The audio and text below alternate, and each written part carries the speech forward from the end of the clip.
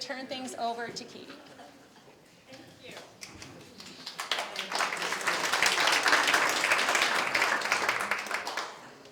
Hello, thank you all for coming. I'm amazed how many people are here. This is wonderful. I'm Katie Flamia, and I am moderating the Sustainable Garden Design with Native Plants, and our tagline here is Regenerating Native Habitats at Home. Claverick and Taconic Climate Smart Committees and the Claverick Free Library are partnering together to host this event. We have a panel of garden experts that many of you know to talk about sustainable gardening and using native plants to encourage and rebuild biodiversity. We hope you'll learn a few simple things that you can do on your own property to create wildlife and pollinator pathways in our community. And we're really glad to have it at the library because it's all about community. Whatever you do in your yard with your neighbor creates those connections. So this is really important. As we're talking about land and reintroduction of habitats, it seems appropriate to acknowledge the lands we are living on and gardening on are the ancestral homelands of the Mexicaneac people. So to start things off, we showed here and also at the Taconic Firehouse the Talamay video, and many of you, I'm sure, have seen it multiple times. But for those of you who haven't, we have a really short slideshow, and you guys, I'll turn this off as soon because it's in your eyes. But if you want to get out of the light, you feel free. This is just a real short recap of the main points of that, because I think after that event, people were very excited about what they could do at home to regenerate the land. And then we thought, well, how do they do that? How do they know how to do that? Like, let's invite some people that know what they're talking about to help us figure that out. So I'm going to show you a few highlights of that, which are just background factoids that we should know. 78% of the U.S. land is privately owned. And less than 5 of the total 48, lower 48, is in its natural state. 40 million acres of lawn using water, chemicals, and supporting almost no wildlife. So we have experienced an insect apocalypse due to pesticides and the loss of native habitat. In favor of lawns that aren't really doing much to help the insect population, and you'll recognize some of these places from around here. And it's not to call anybody out, it's not to say, you know, you're naughty or bad, it's just, this is a slide full of potential. So, and this is a little bit of an explanation of why it matters. Basically, the loss of any part of the food web can lead to the collapse of the whole entire thing. So the fact that the insects would be disappearing means a whole lot of other things are going to be disappearing. We've lost 3 billion birds in the last 50 years, and we're predicted to lose 1 million species in the next 18.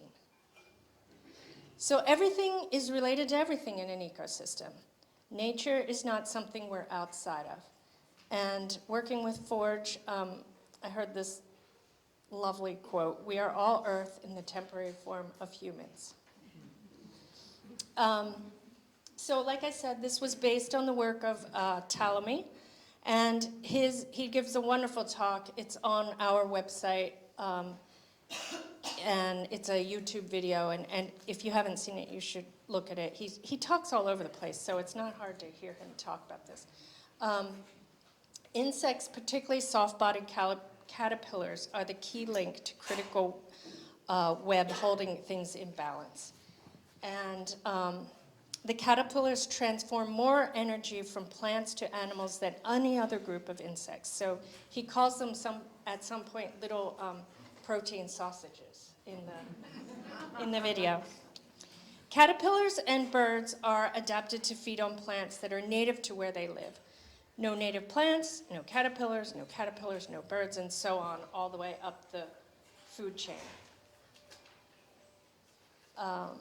Okay, so, and this is really about what we can do to regenerate our local ecosystems. And what a lot of us loved, the people who have been putting these programs together, is we can all do something today.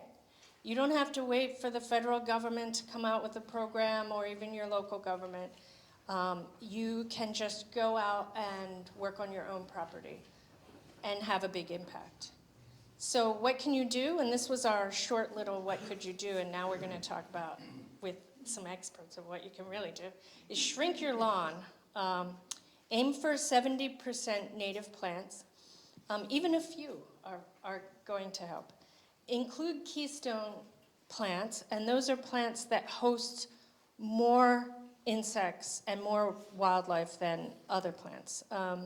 Reduce outdoor lighting, maybe install some yellow light bulbs, because a lot of the insects are killed by all this street lighting. And stop using pesticides. Participate in No Mow May. It's almost over. You can almost mow your lawn now. Leave the leaves in fall. So this is going to clash with a lot of people's aesthetics that they grew up with, but we can learn to think this is beautiful too. And then join the Homegrown National Park, which is the idea. There's a website that you can go on and look at all the people who are doing this.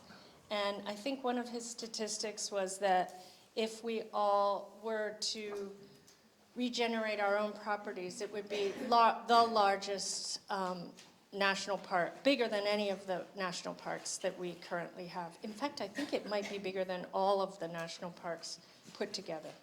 So, and then there were some other things, but that is the end of this. I want to get this light out of your eyes. How do I turn this on?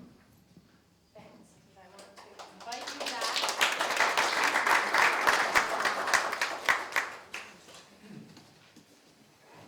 Great. Thank you. Okay. So we are so fortunate to have so many talented designers who are so close by. Sorry. I was just saying we are very fortunate to have so many talented designers who live locally, who are here to talk to us today. And some of them are so close they could walk here, which is why we're starting with Peter. Peter Bevacqua has a very successful landscape business. He's studied landscape design in England and Ireland. He's designed many gardens in and around Hudson, ranging from formal English and Italian-style gardens to informal naturalistic designs. His own garden is an impressive display of this wonderful range. His garden has been featured in several books and on the pages of the New York Times. Let's see. He sits on the Horticultural Advisory Board of the Berkshire Botanical Garden, and Peter is responsible for the wonderful landscape out front of the library.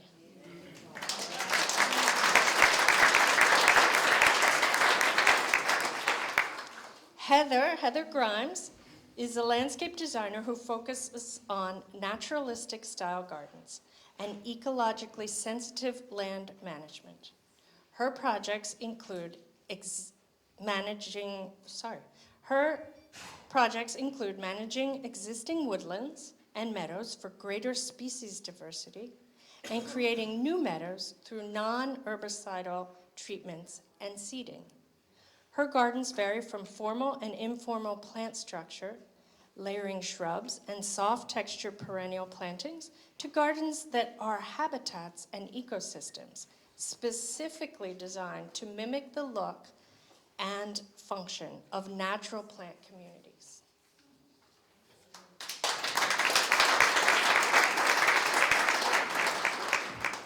Next we have Tim. Tim Kennelty is a master gardener and master naturalist volunteer through the Cornell Cooperative Extension and serves on the board of the Columbia Land Conservancy.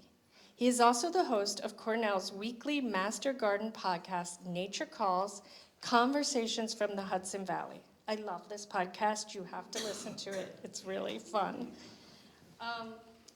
Tim has practiced gardening in the town of Taconic for more than 30 years and has developed a passion for preserving native species and combating exotic invasive plants.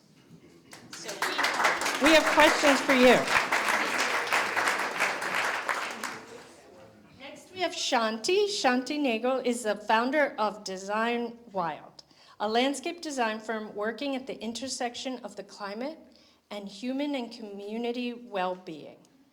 She designs naturally ferocious, beautiful, and incredibly durable gardens in locations ranging from private residences in New York and New York City in the Hudson Valley to public and community spaces, affordable housing, and other extreme urban environments.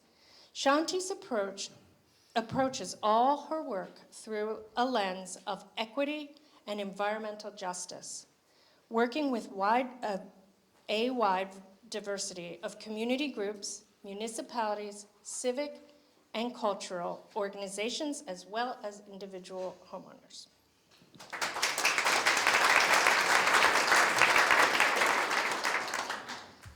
Okay, Jamie.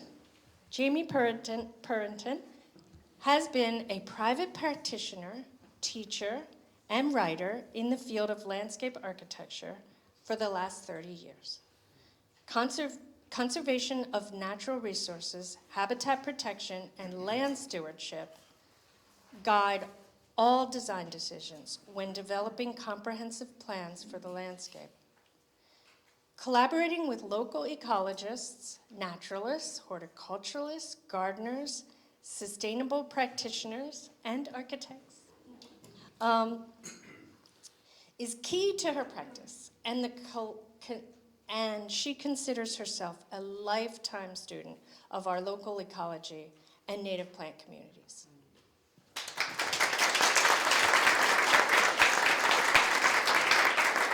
And both Jamie and Shanti are in Copiague, just to locate everybody. And last but definitely not least is Robert. Robert Clyde Anderson is a garden designer, consultant, and writer who found his way to the Hudson Valley after a New York career in illustration and book design. A native of Louisiana and a lifelong gardener, he has designed and maintained gardens in Columbia County and worked in several area nurseries as well. Robert makes his home in Stuyvesant, where he maintains a 2-acre laboratory garden that includes shrub borders, sunny terrace xeric garden, shady wood streamside area, a moist meadow area, a kitchen garden, and a small flock of chickens.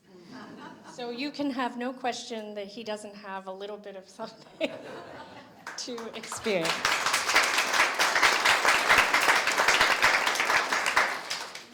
Okay, so my name is Katie Flamia. As you know, I'm introducing myself here quickly. I'm the co-chair with John Bradley. Where are you, John? There he is, of the Claverick Climate Smart Committee. I live in Claverick at 27 and Schoolhouse Road. We have 8 acres that we bought about 10 years ago and have been battling invasives, finding beautiful native plants underneath all of those, and doing our best to recreate some sort of habitat of what was an overgrown dairy farm. And what's been amazing is really the transformation that the land has had over 10 years. And probably in the last 6 years, you can really notice through the sound. It thrums. There's birds, insects, frogs, it's alive. And it's so exciting. So I'm an architect by trade, but I'm not a landscape architect and I'm not a designer. So I selfishly put together this wonderful panel of people to help us think about and ask them for their expertise on how to really do this and how to keep it going and how to spread the word and get everybody else involved too. So to kick this off, we're going to ask a little quickie question about who you guys are. So how many of you would say you're experienced designers? You know, you don't have to be a perfect expert, but you know what you're doing. You've tried this. Okay. Are we lying? Okay. Who's just starting? Like, I really need help. I don't know what I'm doing, and I want to learn. Okay. How about native plants? Pretty knowledgeable about native plants. I've heard about this before. This turns me on. This is exciting. Just totally new to native plants. I just showed up because it sounded fun. Okay. Great. That's good. And we know that there's some experienced gardeners here who are not admitting it, but you're free to stay. Okay, so right before we start, and we are going to start, believe me, I wanted to do a little bit of defining our terms. Now, this could be a whole thing in itself, and we don't want it to be. But we want to talk about native plants as being plants that have co-evolved with other plants and animals to create a balanced, supportive ecosystem.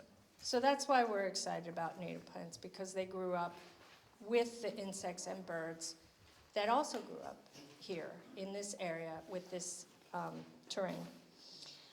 Introduced plants, or non-native, exotic, or ornamental plants, were plants that were brought here that did not evolve to support wildlife in this ecosystem. Doesn't mean they're bad. There's nothing wrong with them. And they support somebody, maybe someplace else. And they can be beautiful, and they can actually support things here too. It's, you know, we have nothing bad to say about non-native plants.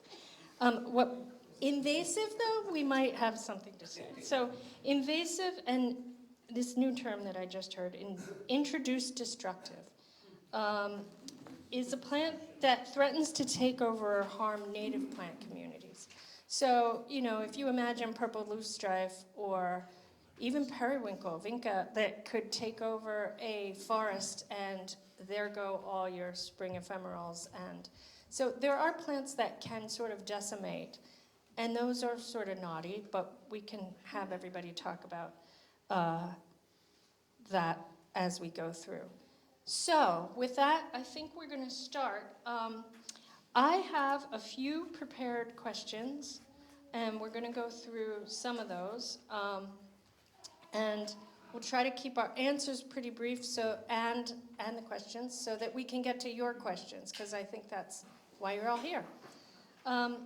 So for the people who are new, we have this first kickoff question. I'm going to throw it to Jamie, I think. So what if it's all new to me? I have a small village lawn with a hedge and some shrubs and not much else. I'd like to add some habitat, creating plants that would create some habitat. How do I start? I'm not really a big gardener. I just want something I can do and contribute that would be easy and low maintenance.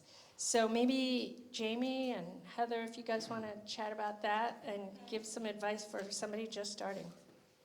I'd say the first... Microphone. Okay. We didn't get the training on it. Is this working? You guys okay back there? Okay. I think the first question I would ask myself about a particular parcel is what ecosystem now exists here, might have existed here, or could exist here. So it's really, you know, based on your soil, your solar orientation, all of these aspects help you create a habitat, even if it's a tiny habitat. Then there's some real opportunities. If you have a hedge that's a monoculture, do you want to make a mixed hedge that brings in some natives as that hedge kind of dies out? Is that something you can replace? Or do you have roof water that could be directed to make a rain garden? And even in a small lot, in-town lot, you can do that and create a habitat. Or can you get rid of some lawn entirely and maybe just have gravel gardens or patios surrounded by a garden? And that's my starter on that. You go. I agree with everything. It's brilliant. Also, if you're really, really, really just starting and don't know what to do, it could be helpful to just plant a tree. Yeah, if you have room to plant a big tree, there's not enough people planting large hardwood native trees, especially if you're in town. Try to fit it in, because I think we have to cool things down, and as that tree is growing, it can, well, cool your front yard, backyard, and you have a really interesting habitat to play around with as it gets bigger. If you don't have room for a big tree, put a little tree.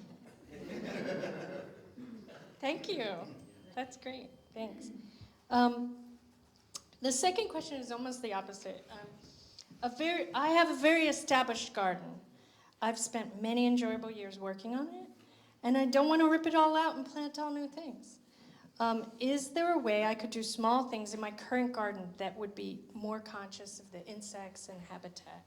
And because Peter has both, he has everything. I'm going to start it with Peter and see if Robert has something to kick in there too. Morning, everyone. Can you hear me? Okay. No? Okay, thanks. First of all, thank you for coming. It's really an amazing crowd. Thank you. I also want to agree with Heather about creating shade. I think, as she says, everything is getting so much warmer. I think we need to create shade. And, if you do have a large tree, there's no reason why you can't limb it up so that you still can create the shade for your home or just living, but plant under it. So, sometimes people think, oh, if I plant a tree, there will be this, but you can always limb them up, which is something that Stephen and I discovered late in our gardening careers. And it made such a huge difference in our garden when we went out there and really started limbing trees up and creating shade. Anyhow, I'm sorry, back to the question. That's a subject that is dear to me because we do have a good portion of our garden is formal in so much as designed along formal lines and informally planted, which is sort of how I approach many gardens. But I've gone in, and the beauty of this is that it doesn't take much. You don't need to rip out everything and plant all natives. You can insert things, and just the smallest amount of native planting you do really makes a huge difference. So don't feel discouraged that I can't. You can. We all can.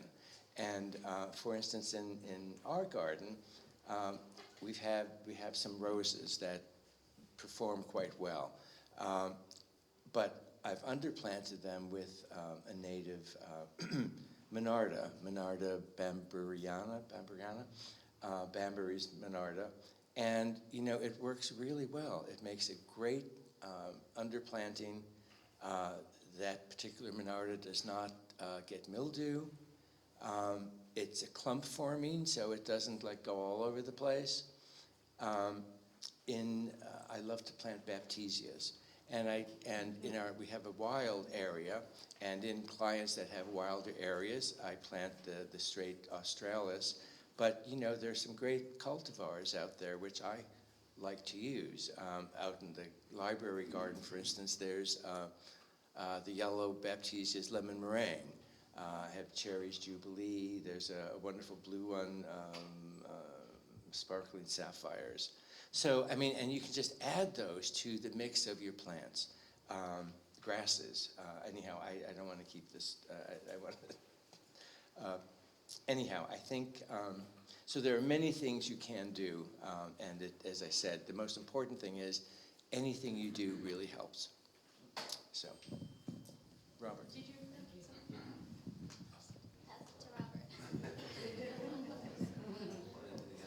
Thank you.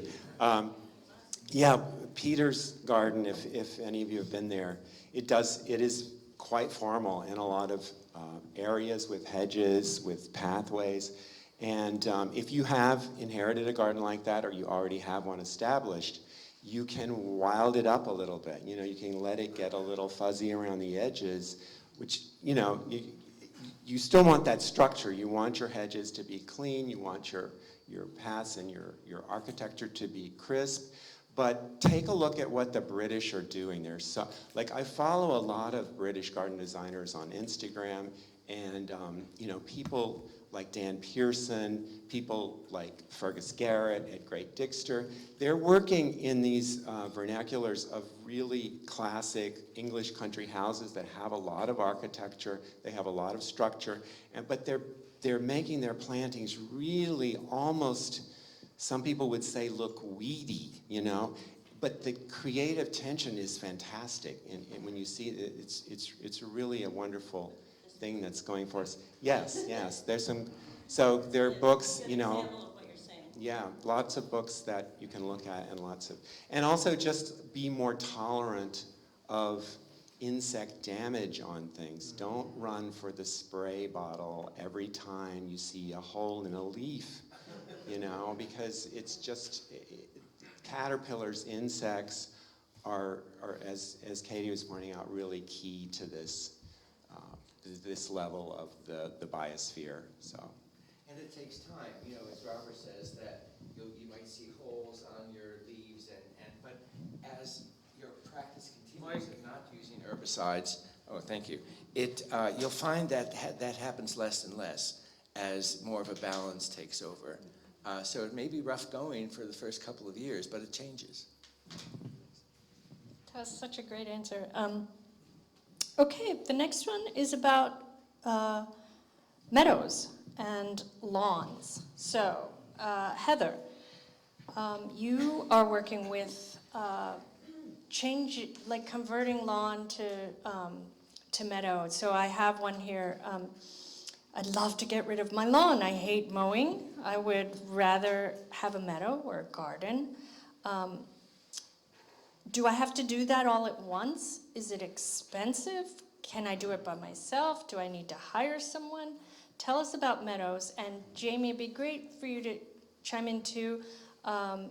Jamie and I are actually working at Forge Project on rematriating their massive amounts of lawn to native plant meadows. So it'll be great to hear from both of you about this.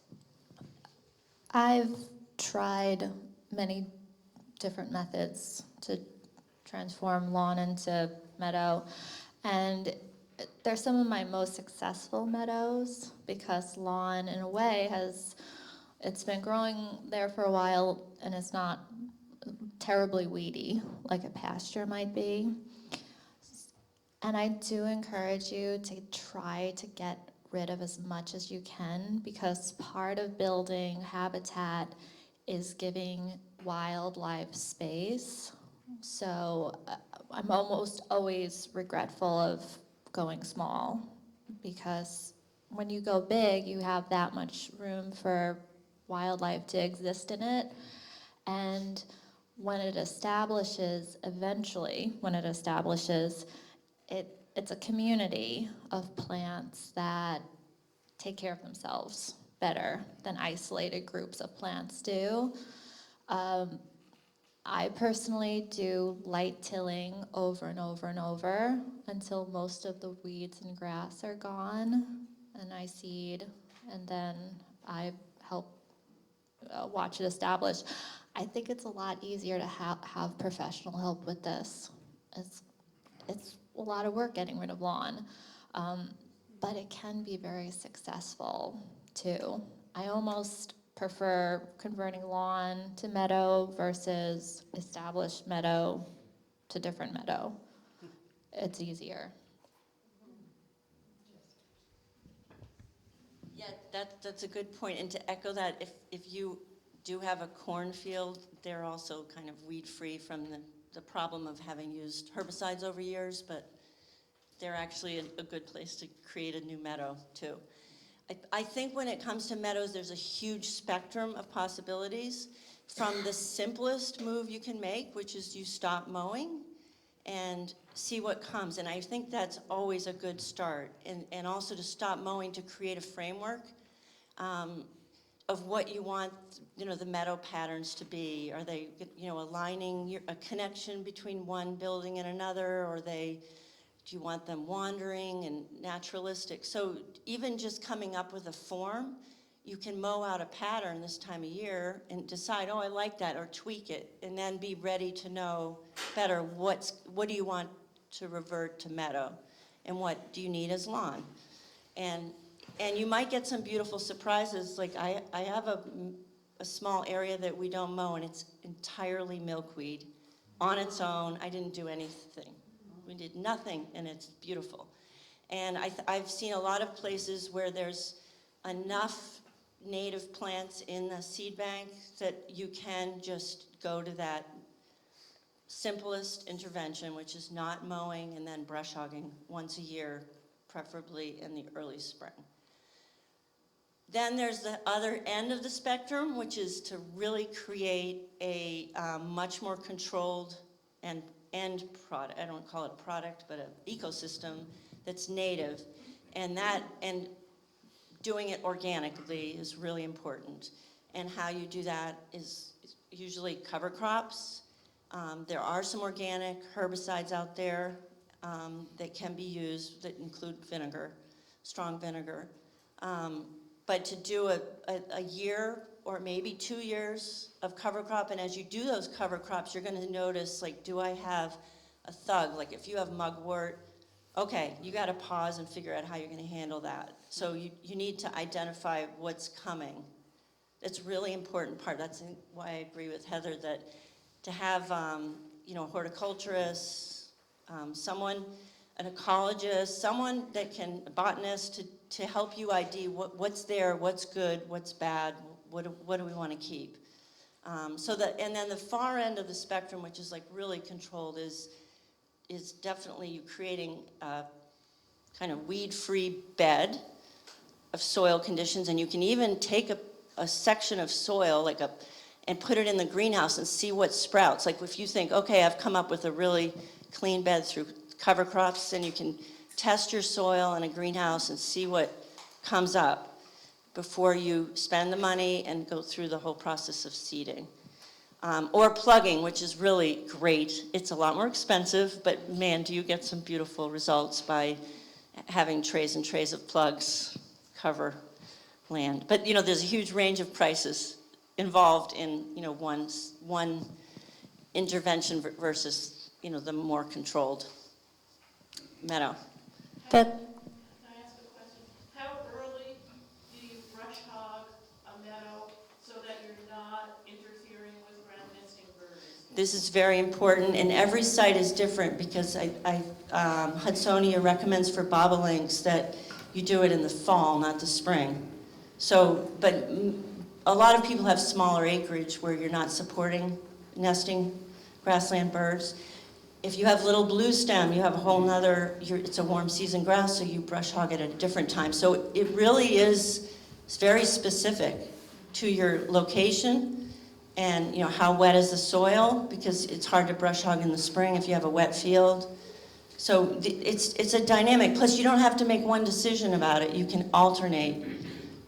One area you might do differently than the other and see how the plant community evolves because you've changed your practice, or you can sometimes brush hog every few years. But with a new meadow, you do want to keep it 6 to 12 inches for 1 to 2 years so you benefit your new seedlings. that was actually a really good question. I think we could have a whole session on just meadows. One thing, though, I would recommend is Forge, the project that we're working on, we'll be having a series of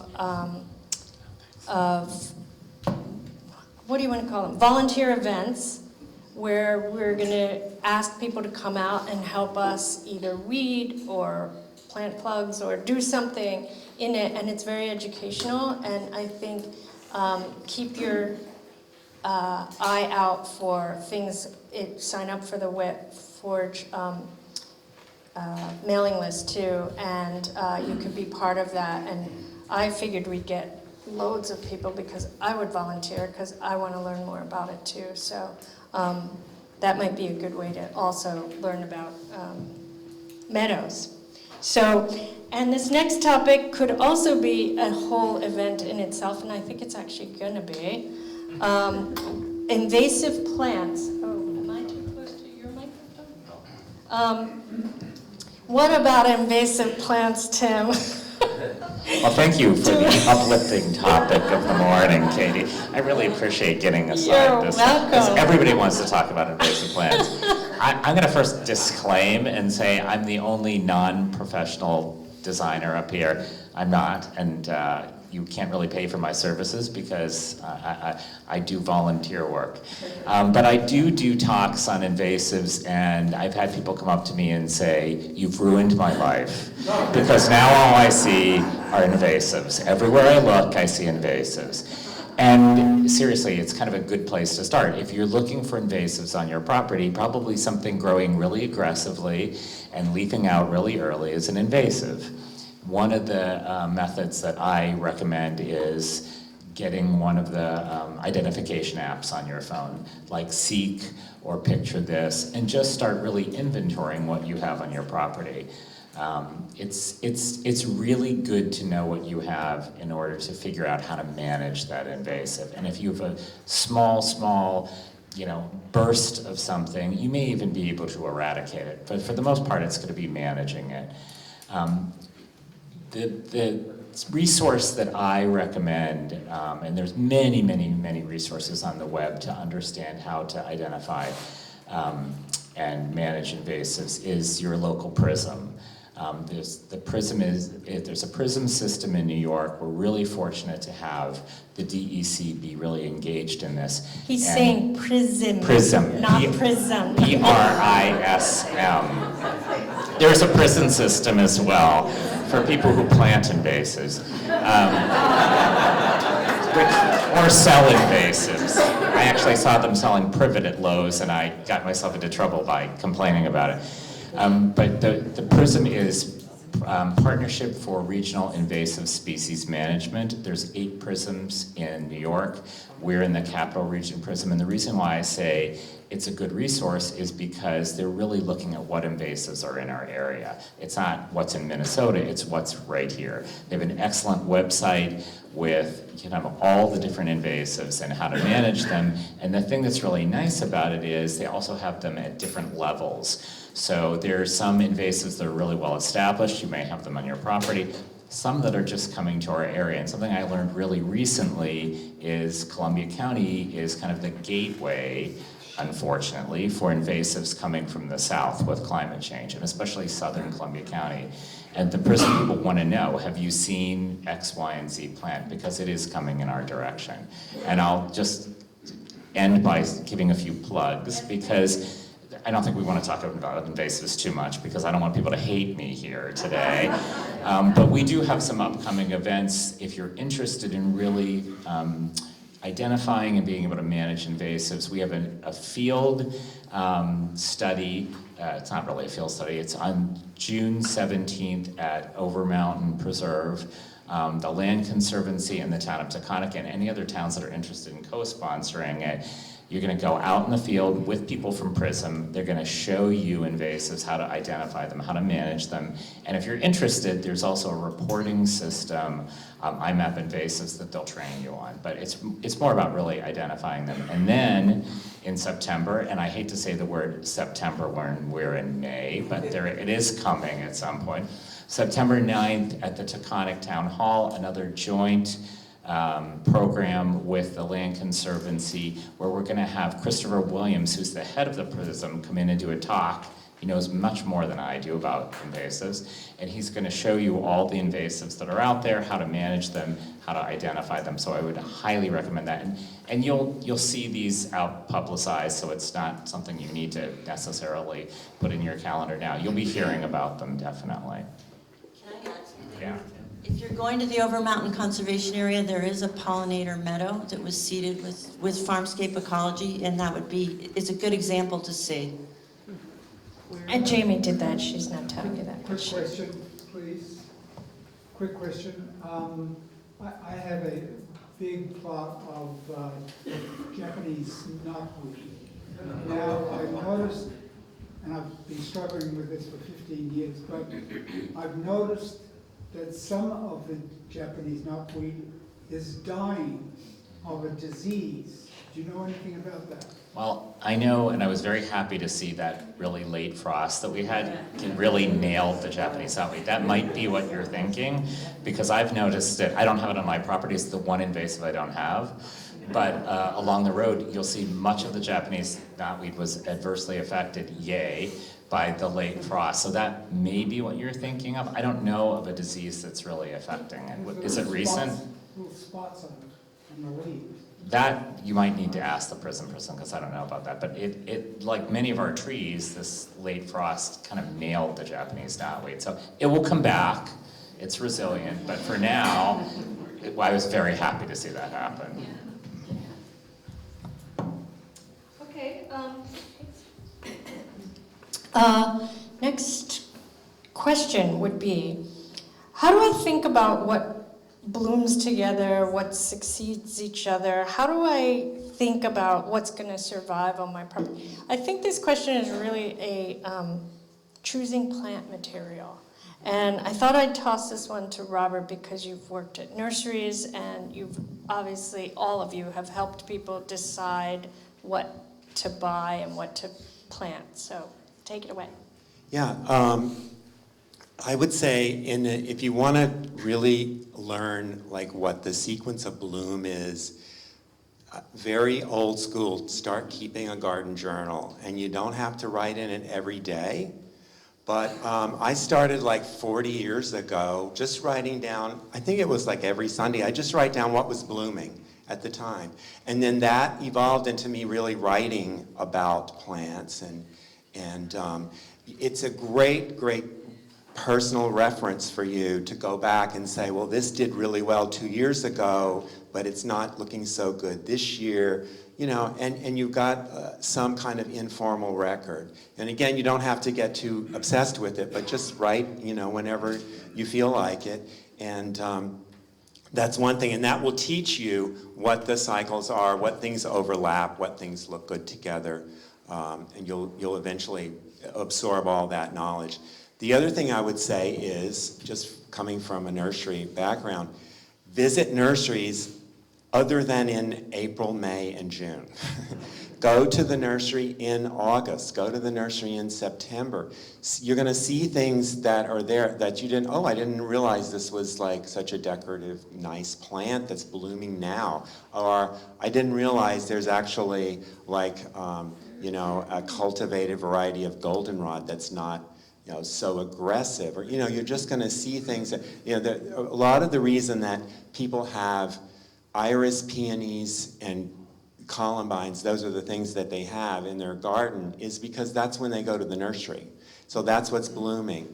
And I can tell you that people come into a nursery and they have just been to a talk like this, or they've seen something online or whatever, and they're very excited about native plants. They say, like, oh, where are your natives? And you show them where they are. And then when their wagon comes up to the cashier, they have like 3 native things and 14 you know, things that came from China, you know. So not to be judgmental about, you know, non-native things, you have to meet people where they are, you know, and obviously there are many beautiful plants that came from different parts of the world. Doesn't mean we shouldn't grow them, but we need to start trying to fold in more and more American natives, because we have such an incredible vocabulary of native plants here compared to, you know, you go to Europe and they're all growing a lot of American natives over there because we just have such a a rich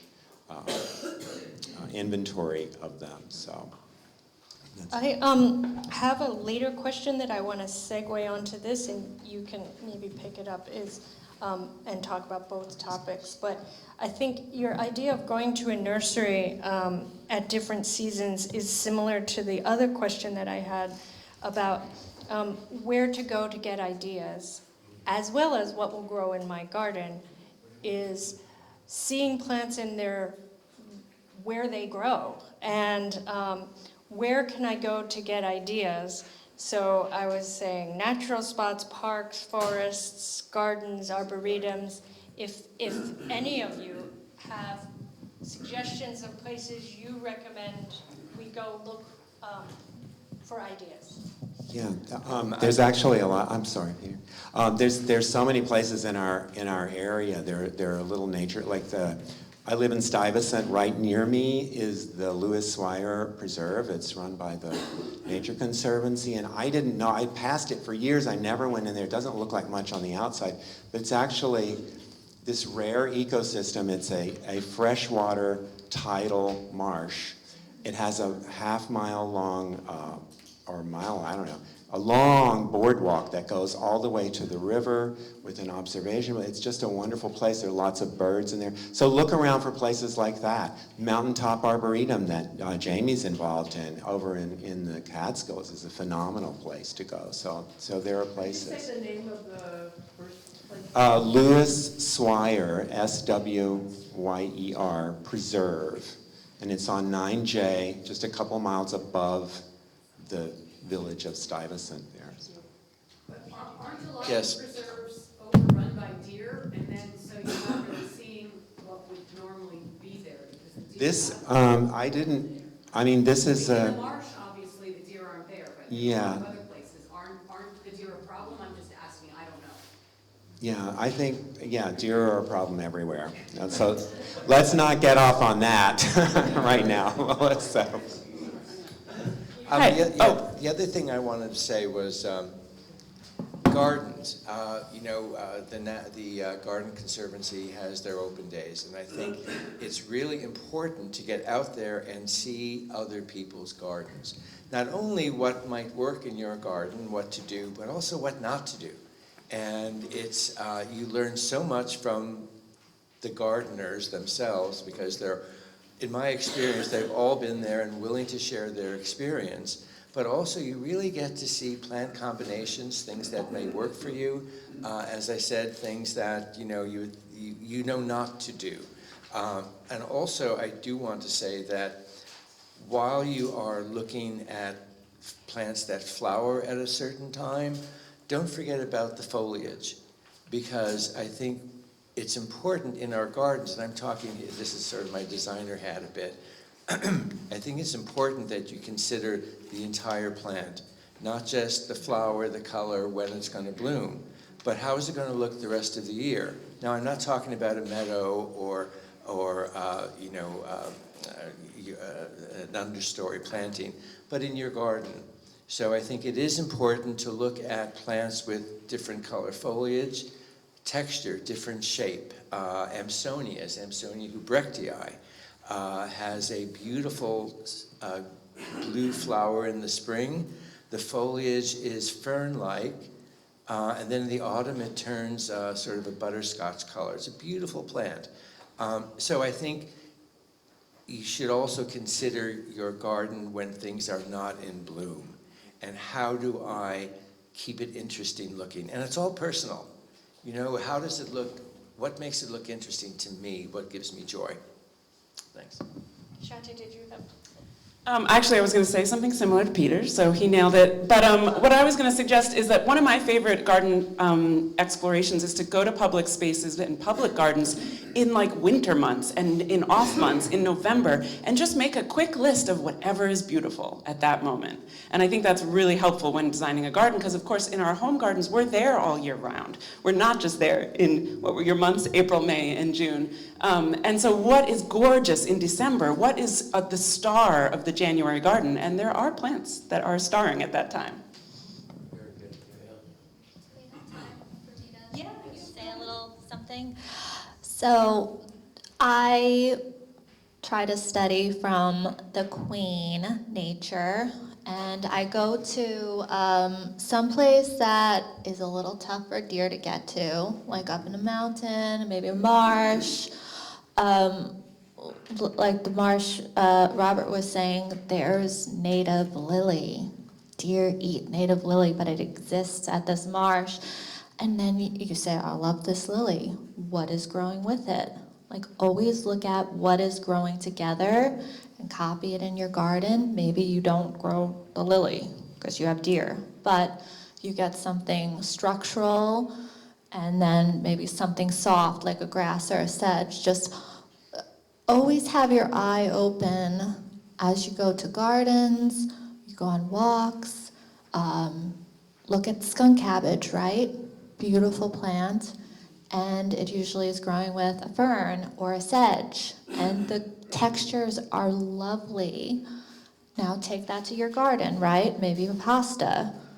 Put a nice fern together with it. Put a sedge. They're gonna look beautiful for almost the whole season. And it's just copying what nature has done. And it really works well. So keep your eyes peeled. That's great. Okay, I want to shift a little bit. This one's specifically for Shanti. Tell us a little bit about your work with communities and in the city. How are you able to bring regenerative planning concepts and projects to urban environments? And I have to say that I have this not so secret plan, because we've talked about it, to see how many to see if we could put a project together here locally that is community focused, that gets involvement from the community, and then we go out and we do stuff. So around town. So go ahead. Thank you. So my work is, I do help people and consult on gardens here in the Hudson Valley and in New York City residential gardens, but I'm also obsessed with public space and cultural and civic spaces, and that's really because I believe the relationship between humans and plants, right, is so important. Mental health, all these studies have come out now. We know that this is true. And so my question is always, who gets to have access to these spaces? And who gets to have garden spaces to enjoy, whether in their home or just in public space? And so why I say my gardens are ferocious is because I do a lot of this gardening in very urban and very public spaces. And we, I think, are about, I usually say 80% native. So you said 70, I felt good about that. We still love some of our non-natives, no shame, but we're up to about 80% natives in big, rough public spaces. And when you showed that slide of the gas station right here on the corner, that's where I get like excited. I'm like, that could be an amazing ecological garden. Thanks, Peter. And so if we're designing in those sort of really public spaces, one, those winter gardens, again, are really important because we're experiencing those public spaces all year, right? People are walking by them and interacting with them, and we want them to be beautiful and functional all the time. But also we want people to be involved, and especially when it comes to budget. What I often say is if you have a big budget, you don't need as many people. If you have a small budget, you need a lot of people invested because people are what are going to care for those gardens. And I think in this conversation, what Robert talked about in terms of bugs, and I think we're not just changing our plant material, we're changing the way we think about our gardens and the way we maintain them, right? And that's like maybe easing off that super control. And often I think of us now as not so much gardeners as stewards. And so what does it mean to steward instead of garden, right? And so it's easing off a little bit of the control, the pesticides, all that, but it's also bringing sort of a playfulness and joy to it. And I think it's really important as we move into climate change and into the future to be playful with this. And I think one of the words someone used recently is delight. In our natural world. And so how do we find that delight again to bring that not just into our home gardens, but our public space? So I think the answer is we like to involve a lot of people. And so that looks like working with a big, diverse community. It looks like participatory design processes. And it looks like that sort of excitement and joy in our public spaces because we know to maintain a garden takes humans, especially if you can't pay full salaries. So we'd like people to be excited. Great. And just so you know, there's a sign-up sheet for anybody who also wants to garden with us in the back. So this is my favorite questions. We're getting to the end of our questions and on to your questions. Is what things were we probably taught that we shouldn't be doing anymore? What were we taught and what did we do? Things like weeding, tilling, pesticides, pruning, mowing, anything at all. Talk a little bit about best practices, and I think I had Jamie and Tim handling this one. So, cleanliness, neatness is not a virtue. That was coined by Charles Canham, a forest ecologist. And some of the things I see around are like people cleaning the forest out and leaving that debris is so important. If you look at the volume of a forest, 25% of that volume should be on the forest floor, rotting, in order to create an incredible ecology with insects and birds, and to also give nutrients to the trees. If we even chip, we're like breaking a whole ecosystem cycle that you can have with a rotting log or stump. So cleanliness is not a virtue. And even overwintering your gardens, I mean, they don't necessarily have to be all cleaned up. Like I actually don't clean my veggie garden and leave a lot of stems for overwintering beneficial insects. And then the other big point is to be wild. And there are a lot of good planting books, like this is really good that Claudia West came up with, Planting in a Post-Wild World. And this book talks about plant matrices of what belongs together instead of featuring, this kind of, buying in a candy store shopping where you're like, this is pretty and this is pretty. It's like really thinking of what belongs together. So that matrix planting is a concept that's changing. It's less about this kind of old-fashioned cottage gardens where you do massive groupings of this and then that, but instead intermingling plants and figuring out who likes to mingle with who. I'm just going to add one quick thing as I pass to Tim. All this like no mow and whether to cut down perennials, I just want to encourage everyone to remember it's a spectrum. And so if you're leaving your leaves, maybe you'd pick them up on the formalist part of your garden, or in public space, like maybe we're picking up the leaves in the lawn of a park, but along the beds and in all the perennial beds and under the trees, we're not. And so, and the cutting down, I have a lot of people ask me on Instagram, like, should I be cutting down my perennials? And I say like, no, definitely leave a bunch of them up in the winter, but maybe the ugliest part, it's all a spectrum, so maybe the ugliest part you can take if it's really bugging you, right? And then, early in the spring, we still don't want to cut them down because those pollinators are still sleeping. So maybe clean it up a little bit in degrees. So anyway, a spectrum. So this is kind of one near and dear to my heart because I came from a family of gardeners, but they were kind of the traditional gardeners who sprayed the heck out of everything. My dad had a rose garden, a tea garden. They were beautiful roses, but it was like a moonscape around it. I mean, he killed everything around it. And I think it's kind of, that is a kind of value that people had, especially people of a certain age, maybe. And I have neighbors who have kind of that same mindset, and I see them spraying their lawns, and we have wells, and I see them just having all lawn, and I see them cutting trees. And I think part of this is how to talk to people about why they're doing something that might not be beneficial. One of my neighbors, I risked my life to go and talk to him about not cutting down trees when he built his house. And I just felt it was my obligation, as kind of a steward of our neighborhood, to talk to him. And he really kind of saw what I was talking about, because I talked to him about drainage and talked to him about shade, and not so much about like having the birds and bees, because I don't think he really cares about that. But he understood, and guess what? He left some trees up. One of them was an elm that died, but he did leave some trees up, and I felt really good about that. And I think it's really about having people understand the reasons for kind of not doing some of these practices, especially people who are traditional gardeners or are watching TV commercials where they're fertilizing the heck out of their lawn. I just want to add one thing. You know, I used to clean up everything. And I think a lot of us did at that time. But what I found now that works for me, and it's something that Shanti was saying, that there are areas of my garden, and I recommend to clients to just leave the debris.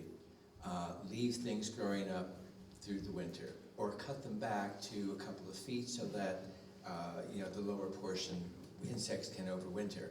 There are portions of my garden that are more designed that I do rake and I do clean the leaves, because I've found that when I don't, there's a lot of rot and overwintering damage. So I think it's individual. Do not by all means clean up everything. But maybe in your gardens or your landscapes, you can find areas where you can just let it be, and areas that maybe should be cleaned up a little bit. But it's an experiment, and I think we all want to experiment, should experiment. And with plant choices, you know, you can't make a mistake, really. When you're gardening, don't be fearful. Don't feel ashamed of something. Just do it, see how it works. If it doesn't, get rid of it, change it, move it. But by all means, try to insert as many native plants as you can into your matrix of planting. Yeah. The only thing I was going to add is that as long as you don't blow and mulch everything, right? But also I think that the culture around this is changing, and this room full of people is evidence of it, but also the articles that are coming out all the time about this topic, and I think the young people in the industry and with new homes are excited about this topic, and so I'll pass it back to you, but I think it's happening. Yeah, the mulch thing is really big. Like, everyone shouldn't be like putting mulch on every year, constant, like in a cycle. You want to head towards ground covers and green mulches. And you might have to start with mulch to get things established, but it shouldn't be your long-term convention. What kind of mulch? Okay, we'll go to Look, their I'm question. getting so excited. This is great. Yeah, I just want to say one thing about, because I did work in nurseries for so long, and people always ask, well, where do I find these native plants that you're talking about? The more you ask for native plants at a nursery, the more they will stock. Nurseries have to make money to stay in business. The reason that they sell so many non-natives is because that's what people have always bought. But over the years that I worked in nurseries, especially young people coming in, they weren't necessarily looking for what was the biggest and gaudiest flower. They're saying, what do you have that's native? What do you have that's good for pollinators? What do you have? You know, it's a different mindset now, which is very encouraging to see that young people that are interested in gardening are looking at different things and changing the aesthetic, like we've been talking about, being more tolerant of things looking messier and wilder and more insect damage is a big part of that. You can change your aesthetic and you can still be very satisfied with it. We also have on the table in the back some lists of resources, nurseries, online, local places that sell native plants, and ones where we're asking you to ask them to ask for more native plants. So this is our last question, and then it's all for you. And this is my lightning round, guys. And this is just a fun little thing at the end here, is please tell us, and we're going to go right down the road, and everybody's going to do it. Please tell us your favorite plant combinations. We can start at the other end if you want. Plants that you think work together really well. 2 plants, could be 3, I don't know. For either habitat, structure, maybe it's ecological, there's something amazing that happens when you put those together, or it could just be beautiful. It's like something you just think those 2 things need to be together. So do that, and if you want, also a favorite book. Jamie's ready for that question. Tell us, since we're at the library, your favorite book relating to anything we've talked about today. Okay, who wants to go first? You ready? Yeah. No, but yeah. Well, you know, I think one of my favorite combinations, it's something I used out here in this library garden, is Baptisia lemon meringue, which is a yellow blooming magnesia, Baptisia, with purple alliums. So they come up about the same time, and in this case I used Purple Sensation. They come up a little earlier than some of the other larger ones, and they bloom first. Then the Baptisia has that wonderful bluey glaucous foliage. Then it blooms yellow, and the yellow stalks, spires of the Baptisia with the purple globes of the allium is really a striking combination. The alliums will then die down and something else will take their place, but the beauty of the Baptisia is that you can either leave it and enjoy the seed pods, or you can give it a chop, and then it branches and becomes this wonderful, frothy, beautifully textured plant. Or if you plant in a row, it becomes this wonderful texture weaving through your border. So I think that's what comes to mind. Are they native? Baptisias are native, yeah. And these are native ours. So Baptisia, if you want a strictly native, no crossing, use Baptisia australis then, but I like the yellow and the purple. I don't know. Okay. We'll come back to Okay. Okay, I have so many favorite combinations. For people with a lot of deer and woods, I'm loving mayapple, our native little umbrella ground cover that lasts well into summer, and deer don't eat it. And so if you have woods and you have like garlic, mustard, and different things you're trying to suppress, putting in a few mayapple is such a good idea with a few native fern. That can solve a lot of invasive woes and be very beautiful. One plant that I think is sort of off the radar is Comptonia. It's also deer resistant, and it's like this ferny little shrub for very harsh places, maybe rocky, windswept areas. I think it's called sweet fern, yeah. And I would go to nature and just see what is growing naturally with Comptonia. It might be a sedge. Can go to your local nursery, and some nurseries won't have these plants, but you can request them, and you can also request that they get you plugs. These are small plants, and you can get 50 of them in a box, 32 or 50. And this is really helpful when you're trying to plant native plants, because mass is really important. You want to have a big enough plantings to start sustaining itself and becoming a colony. So you want to see if your nursery might order that for you. It's going to be very cost efficient and easier to establish a community of plants. Look for plants that look great for most of the season, like our little native blue stem, and like an aster, a native aster is going to look so beautiful later in the season.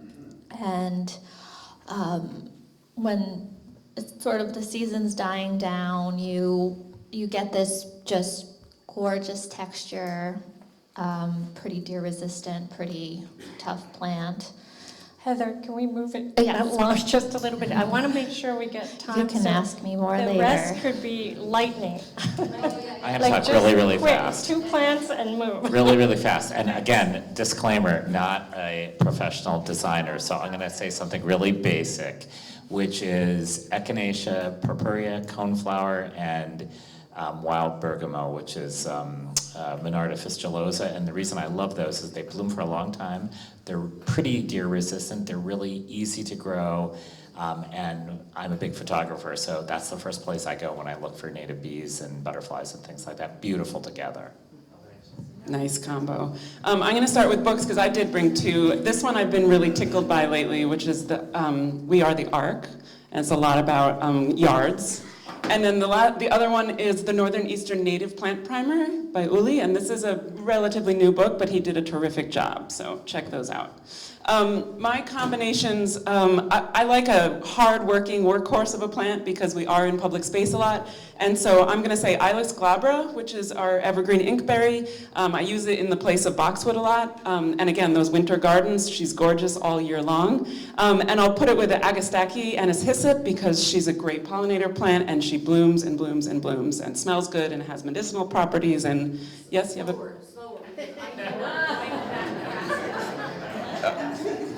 She's saying it sows in. Is that what you're saying? Oh, slower. I thought I was doing lightning.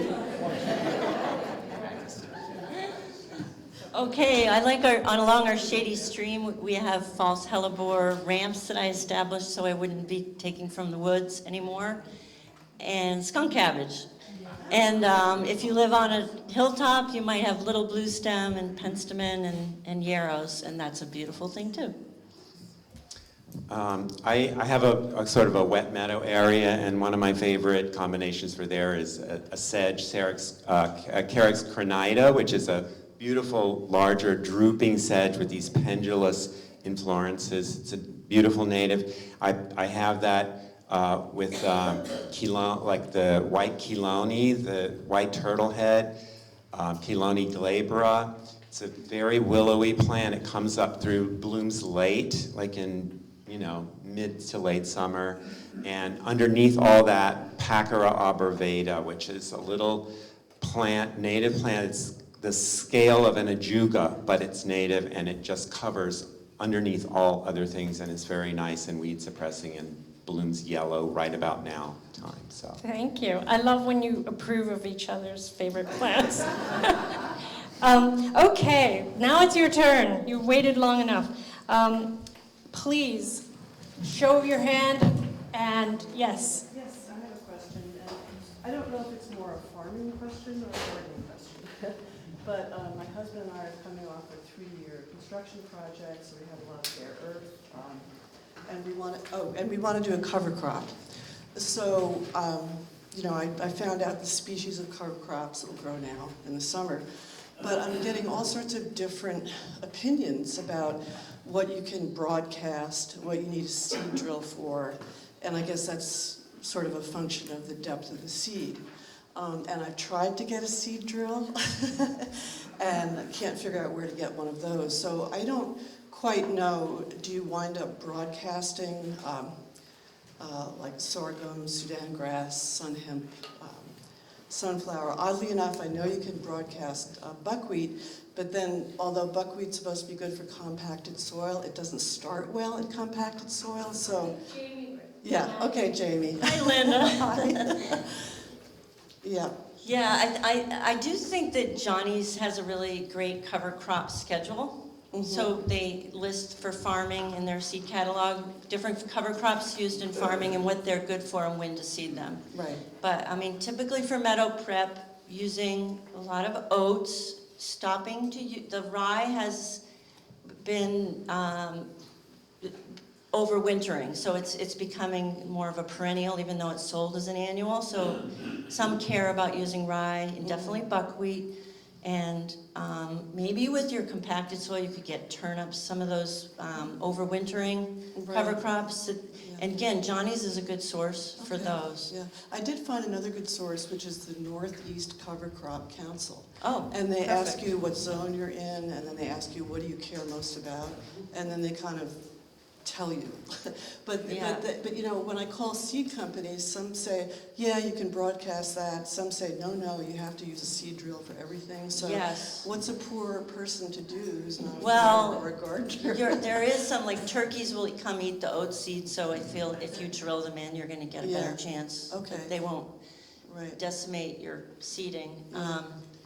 I And know- also, you don't have to think of one cover crop, you can mix them. And I know Ernst has an annual flower mix that they're selling now to mix in with like oats or whatever, so you can have some, excitement with your cover crop in terms of annual flowers. Okay, that's Um, great, yeah. But the compacted soil, you might have to, like Heather was saying before, you might have to aerate or do a light Yeah. till Well, first. we talked to the Cooperative Extension, and they recommended a chisel plow. So my husband actually had an attachment that goes, one Okay. single chisel plow, we did that. But, it's really funny as a layperson that it's so hard. I mean, everybody has a different opinion actually about, so it just winds up being incredibly confusing. But, Yeah, I'll anyway. I mean, one thing is during construction, people really don't take care to cover their soil and to mulch around trees. Like if bare soil for a year plus Yeah. can completely destroy your soil. Right. And the soil gets very. The compaction, then all of a sudden, all these insects that live in the soil are no longer can live there because there's no oxygen. Right. So it just goes down a bad hill. Yeah. But faith in plants and Thank you. some cover crops can get through a Yeah. compacted soil. so. Biodrill. You have a drill now? Well, turnips are, I meant biodrilling, yeah. Oh, cool. That's what they call it, Cool. forage turnips. Anyway, thank you, I don't want to monopolize Do we this. have another question? In the back? Yes? Oh, yeah, okay, the mic. This is not so much about our yards, but probably about some of them, if you have any marshy areas, and it's an area of concern for me. I like red-winged blackbirds, and they and I both like cattails. And the cattails are going away, and so are red-winged blackbirds because of this invasive reed that's everywhere, and I don't see anything being done about it. Can anybody, any of you address that?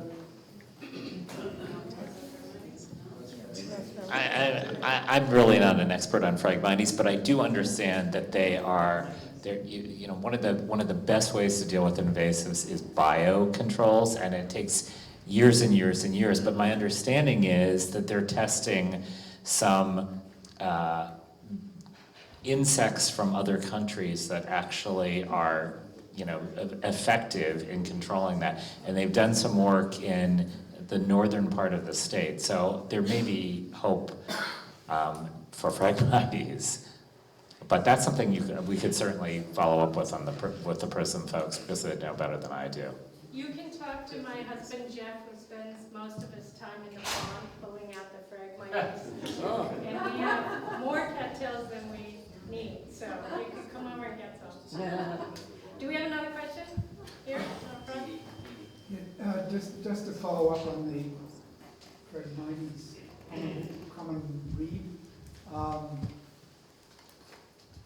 I have a bunch of massive spaces of them, and what I am trying to do in this year is with a brush mower, and I was wondering how effective that is.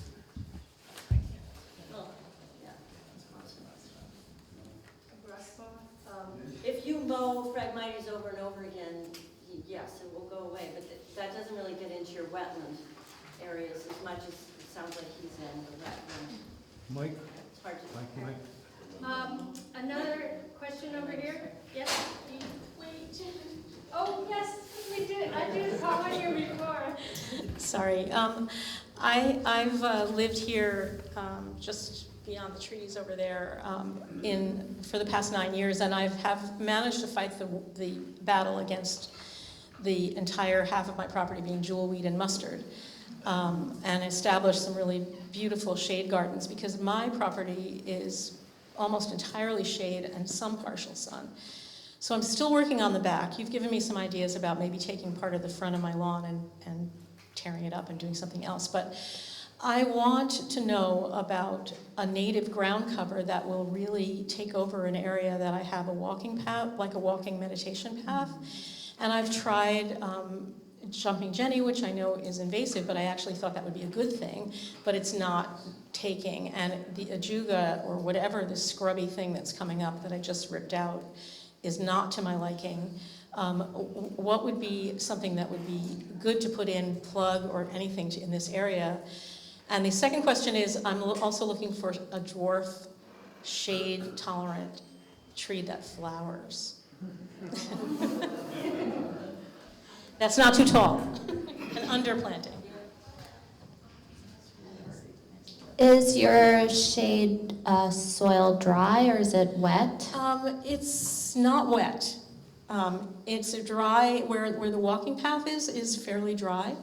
Under my trees where I've established the beautiful shade gardens, which are now all flowering in blues and whites and pinks, that's got more cultivated, composting, and that's much richer. I wonder if that pacra would work there as a little ground cover. That might work. How do you spell it? Pacra? P-A-C-K-E-R-A. K-A-C. I just planted P-A-C. And yeah, tiarella and violets are another good one. You can get wood aster. That's the one. And woodland fawn. Can you walk on What it? are the trees you have? Oh, I have. I mean, There's you were mentioning that the soil was dry, and I was just wondering what kind of tree you have. There's fir trees and there's lots of maple. I have giant maples. And I have some locusts. You're telling us now. So I have established under pine trees quite well. There's a white wood aster that you can get as a plug. Very tough plant and well behaved near a path. But I want it to be well behaved, and I want to walk on it. Oh wow! Oh. I'm demanding.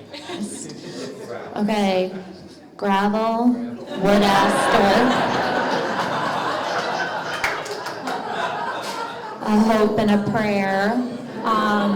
But no, I think this white wood aster, I think it's Yerbia, and there's a cultivar called Eastern Star that doesn't see it as much, so that's going to be nice and well behaved, and tough, really tough. Yeah, and then try different things and get back to us. Low grow, Bruce, grow low. Jamie, I'd listen to her.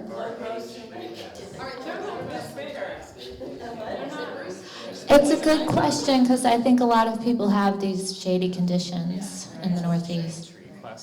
So can I answer your question about flowering trees in shade? Because I have some really shady areas, and not necessarily a tree, but flowering raspberry, Rubus odoratus, is wonderful for dry shade, and it looks raspberry-ish. And the other one that's blooming right now is pagoda dogwood, Cornus alternifolia, which beautiful, beautiful tree, covered with native bees right now. And then when it fruits in the midsummer, I have all kinds of different fruit-eating birds, probably 30 different species, maybe 20, 25 feet tall. No, that's too tall. Then the Rubus, oh, well, you're really very particular. The Rubus odoratus, I think, it's more shrubby.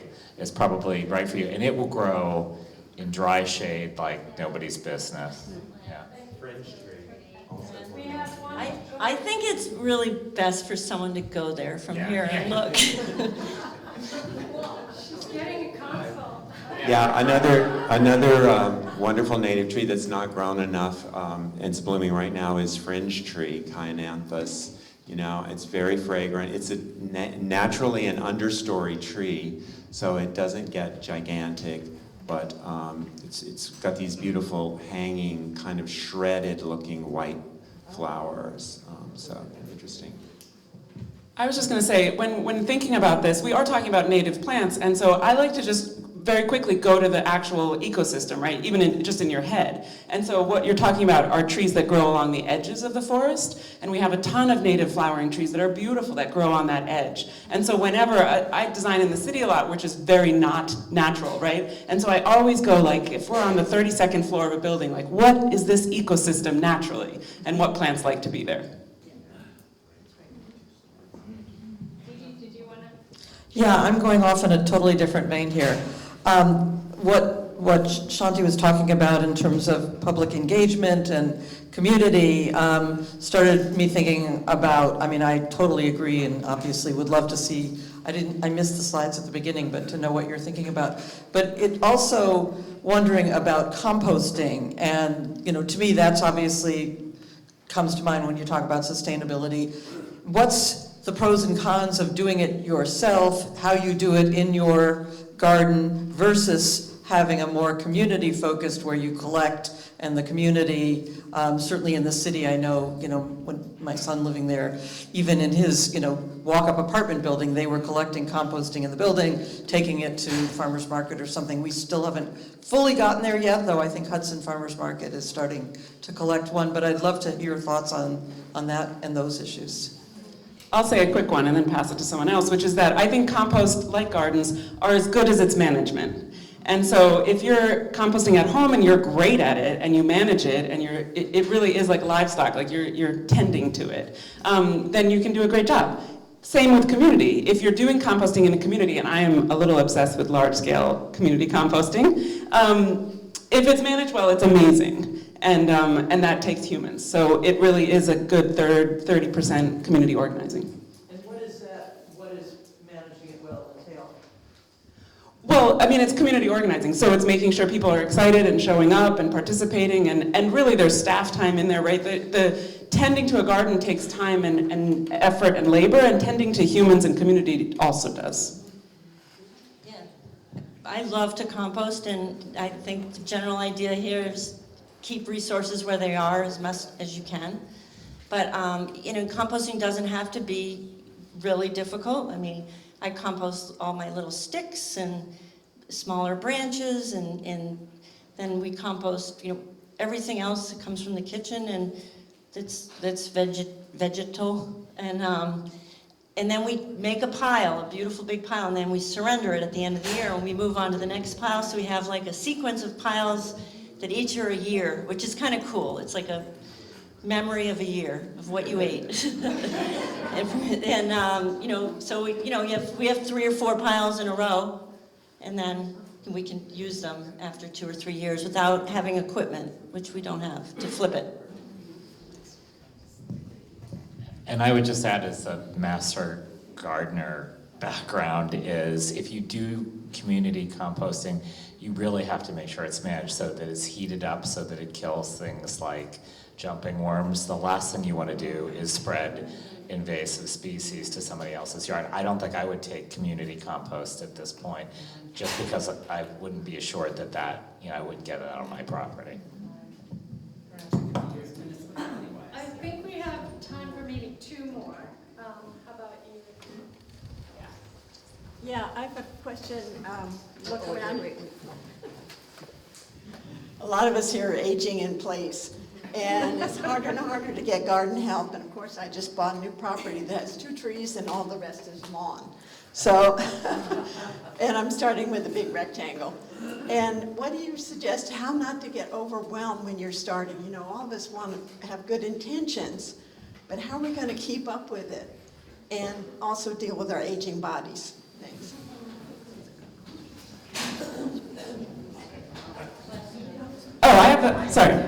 I have a starting place, and maybe other people will think of more. One thing is, I think in management we can be lazy. We can be a little more lazy, and I think that comes with our native plants and making ecosystems that want to be there. Also, for the aging in place, a beautiful shrub garden is really wonderful to take care of. And make it diverse, make it flower at different times of the year, make it evergreen, make it foliage interesting, and learn very simple pruning techniques for those shrubs that you have, and they can be really low maintenance. back up your beds. Don't take. I have parents who are in their 70s and have 10 acres, and their beds just keep expanding. I don't know what's happening. Make it stop. Limit your beds and plant some beautiful shrubs. Yes, I think first of all, don't feel pressured. Where's Sarah? Don't feel pressured into doing something right away. Sit with it, live with it, see how the sun moves across your property, where your best views are, what sight lines might appeal to you. Do not feel like you have to, I know. But I think what Shanti was saying also with doing an interesting shrub border is right on, I think. We've done some experimentations with the shrub border in our garden, with the objective being, how do you create a low maintenance, a border consisting of mainly shrubs and small trees, but with an eye for, as you would a herbaceous border, for form, texture, color, bloom, leaf, and it can be really rewarding. And it doesn't take a lot of maintenance, especially once it gets going. And using a green mulch of some sort, I mean, in some areas of it, ajuga has taken over. Some areas there's, Anemone canadensis. But anyhow, I think key, don't go, take your time and you don't have to solve it today. And look at other gardens. Anyway.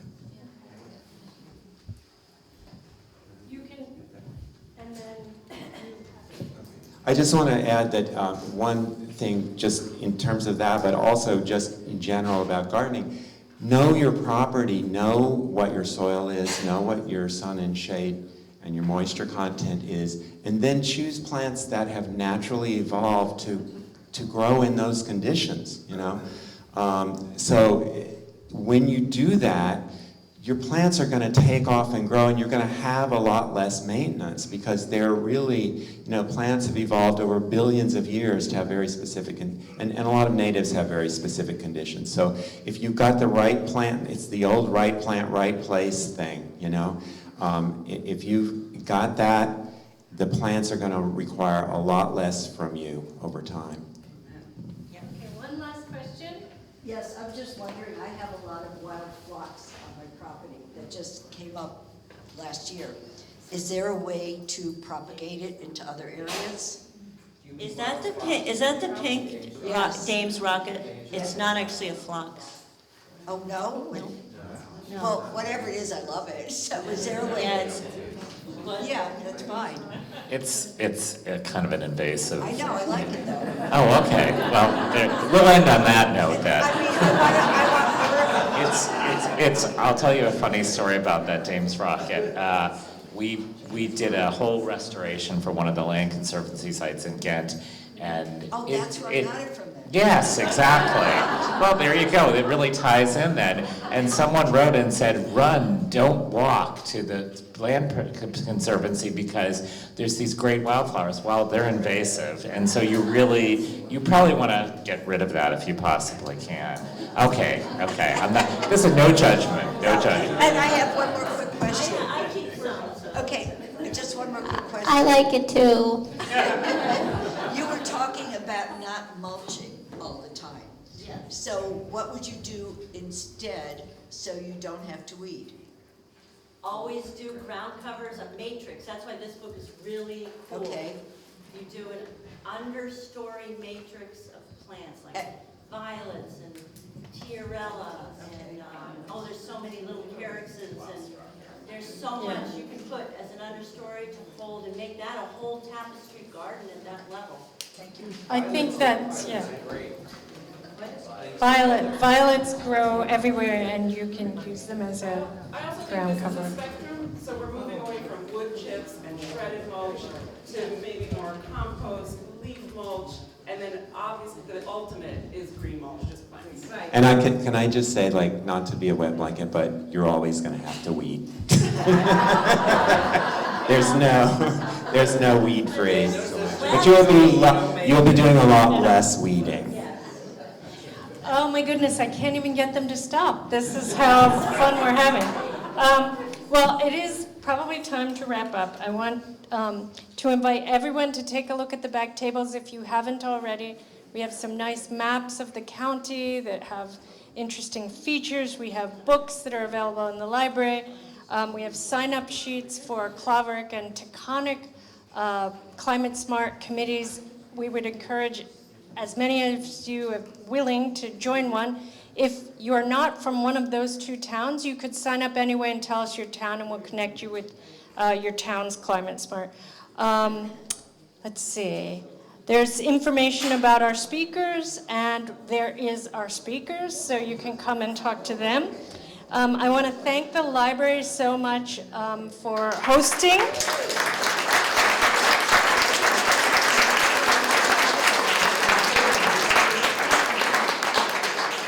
And I really want to thank all of you for caring so much about this topic, for coming out, having great questions, and I encourage you to all go home and do something fabulous. Thank you.